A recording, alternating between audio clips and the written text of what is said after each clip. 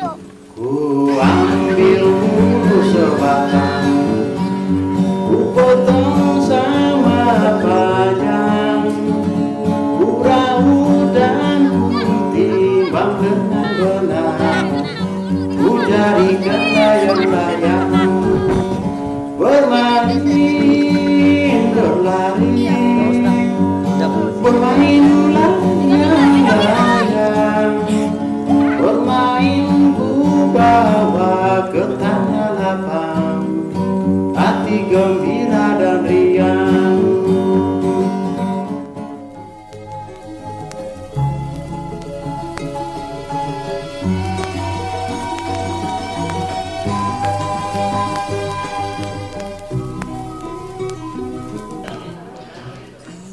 Permainan tradisional itu kan lahir dari sebuah kegiatan masyarakat ketika dia memiliki waktu yang luang, ketika dia membutuhkan satu hiburan, ketika dia membutuhkan jenis-jenis yang memacu dia untuk kreatif.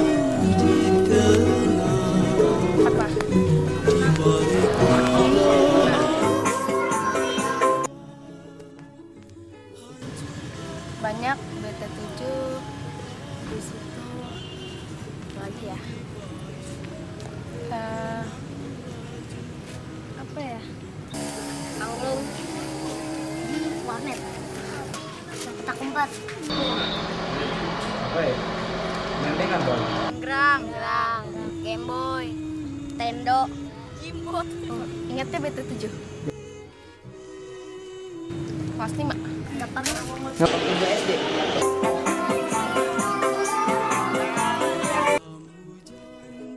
udah nggak ada tempat. Ketinggalan zaman untuk lokasi mainnya itu ya udah nggak ada. Soalnya seumuran gue udah jarang-jarang main kayak gitu. Udah zaman modern.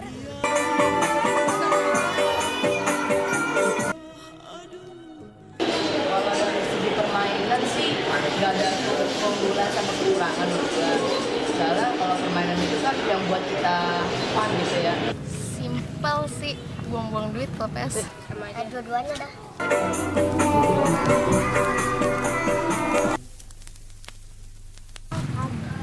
Gara-gara ada warnet PS.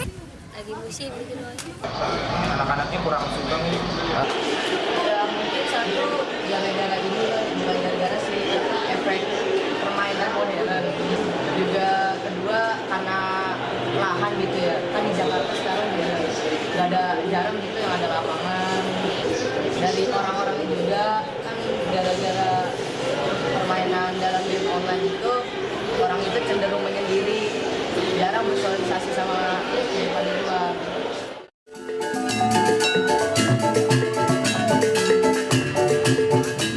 Setidaknya saya peduli dengan kesenian Betawi dan mencoba untuk membudayakan, melestarikan dan bagaimana anak-anak muda ini mau dengan suka dengan kebudayaan nenek moyangnya sendiri. Janganlah beranggapan kesenian Betawi itu ketinggalan zaman. Ada jambu, ada takada, ada galasin, ada ayam-ayaman, itu salah enggrang termasuk. Setidaknya kepedulian kita dulu dengan lingkungan kita yang terdekat dulu. Kalau memang kita udah ada niat untuk melestarikan permainan anak-anak yang udah ketinggalan, udah jarang tahu, itu setidaknya kita membuat sesuatu, kita coba mengadakan apa, misalnya lomba, kita gali lagi, setidaknya kita cari tahu benar-benar di orang-orang terdahulu tahu tentang mainan-mainan anak Betawi. Jadi anak-anak yang selalu berlebih-lebihan main itu berdampak tentunya sangat jelek. Pertama, dia sudah tidak menghormati waktu karena dia selalu main berlebih-lebihan. Kemudian dia juga menimbulkan keresahan pada lingkungan karena dia tidak mengikuti aturan yang sudah ditetapkan oleh adat besar. Semua jenis permainan ini permainan tradisional berkembang dari desa sampai ke kota karena memang komunikasi zaman dulu itu kan adalah orang-orang yang jumlahnya masih sangat terbatas, tidak sepadat seperti ini. Jadi jangan dibayangkan kita hidup pada tahun 1960-an. Jangan dibayangkan seperti itu. Tapi kita bayangkan kita hidup pada pra 45. Justru fungsi dari permainan anak-anak itu melatih anak. Pertama, disiplin. Kalau dia main bentengan dia nggak disiplin, dia udah kalah duluan. Kerjasama, kompak. Kalau dia kagak saling melindungi, dia kalah duluan. Kemudian hiburan. Kalau dia lagi kesel-kesel, dia main itu, wah sama teman-teman jadi gembira lagi. Kemudian kompetitif. Kalau dia nggak aduan sama teman-temannya, dia nggak ada tantangan dong. Maka itu kompetisi gitu. Nah, jadi begitulah. Terutama itu permainan-permainan kita kan yang memanfaatkan dan merangsang gerak otot motorik yang membuat anak itu menjadi lincah, menjadi hidup.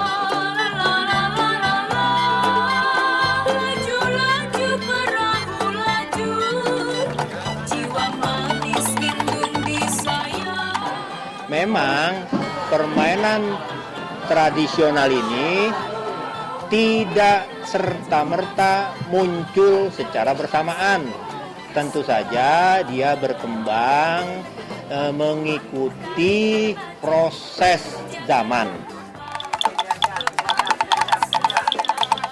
Jadi di desa dan di kota jenis permainan itu adalah sama, kecuali sesudah masa modern yang permainan-permainan itu diimpor secara massal dan masif dari berbagai tempat yang akhirnya mempengaruhi pola permainan anak-anak zaman sekarang. Begitu itu kan sangat individual sifatnya permainan sekarang. Kalau dulu kan komunal, kita bergembira bersama-sama, saatnya main apa ketahuan, saatnya kita ketahuan lah semuanya. Jadi berkumpul, bergembira, melakukan aktivitas bersama, melakukan kompetisi, pertandingan bersama-sama. Nah, makanya anak-anak zaman dulu itu lebih kuat dia punya fisik ketimbang anak-anak sekarang yang memainkan alat-alat seperti alat-alat game yang dia duduk luar.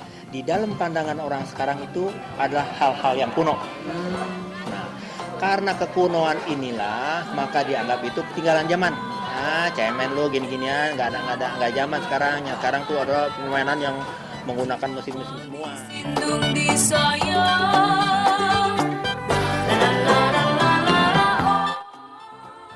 Tetapi sebenarnya permainan-permainan ini lebih banyak unsur positifnya.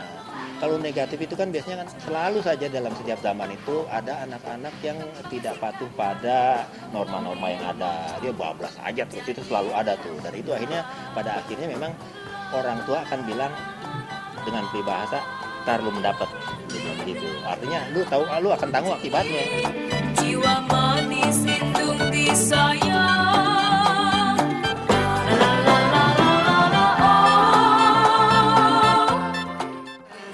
Kan dilihat perkembangan Bru ini sebenarnya berhubungan dengan perkembangan media ya, lebih kepada media massa. Sekarang media massa, media teknologi semakin berkembang karena media massa dan media teknologi ini dia punya pengaruh psikologis kepada halayak, terutama anak-anak dalam hal pemilihan permainan.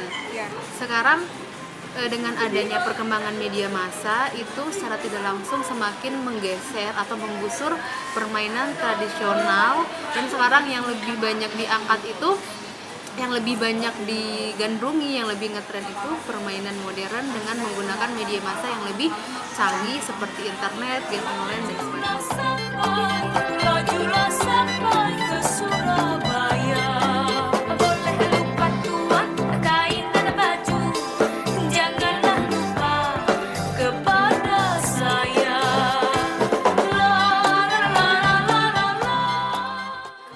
Kita lihat banyak orang tua yang memanjakan anak-anaknya dengan berbagai macam fasilitas media massa, fasilitas media kayak internet segala macam seperti itu dengan gampang. Jadi dengan hal-hal seperti itu secara tidak langsung membuat anak-anak lebih mengenal permainan modern dibanding permainan tradisional. Ini lebih kepada bagaimana peran keluarga, peran orang tua.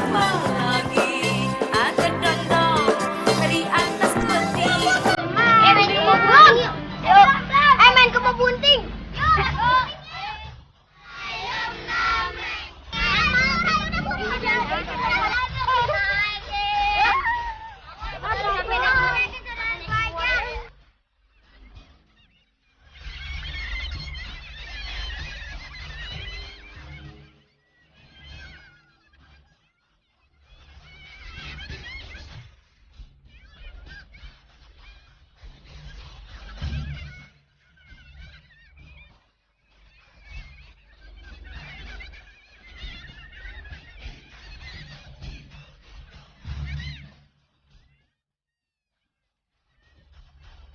Pertama, otomatis bikin anak itu akan merasa malas. Dia akan kecanduan dengan bermain seperti itu karena sekarang kita banyak melihat dia pulang sekolah, dia lulus sekolah, dia mampir dulu ke internet atau game online hanya untuk main. Sudah gitu, yang kedua adalah mengajar anak untuk bersikap boros. Karena game online kan nggak ada yang gratis ya, karena anak-anak tuh banyak menggunakan warnet dan sebagainya untuk bermain di situ. Yang ketiga, interaksi sosial anak itu bergaulnya kurang, jadi dia lebih banyak bergaul dengan game online-nya, lebih banyak bergaul dengan internetnya, jadi secara sosialnya itu dia susah untuk bersosialisasi dengan orang lain.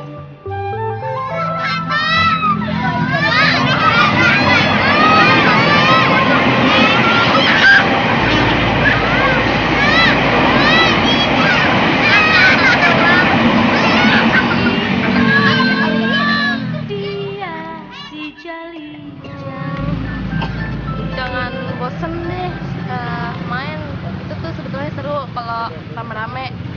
Jadi jangan pengaruh dulu juga sama warnet, warnet juga sebenarnya kurang baik.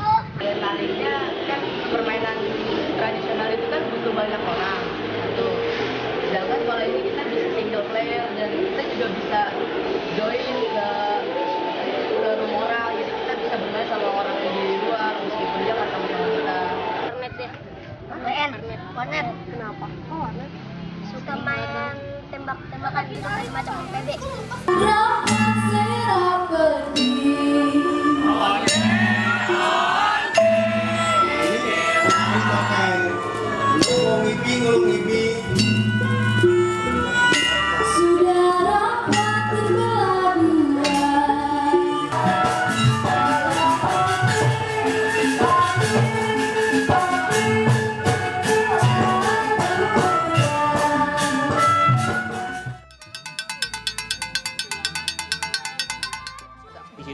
Pokoknya macam-macam binatang keluar, macam-macam kata umpatan keluar, macam-macam alat-alat produksi keluar di dalam bahasa umpatan anak-anak itu. Jadi itu dia lebih sadis dari pengaruh teroris. Kalau teroris mati 3 orang udah, tapi dia ini mati membunuh pelan-pelan anak-anak generasi kemudian, dan kemudian generasi kemudian akan tidak lebih baik dari generasi sekarang. Anak-anak akan terlalu terkenang dengan dulu gue main begini, bangsa tuh, kata-kata seperti itu sangat. Dan juga memang masyarakat seharusnya mempunyai tanggung jawab besar untuk melindungi generasi berikutnya dengan cara membatasi game-game ini.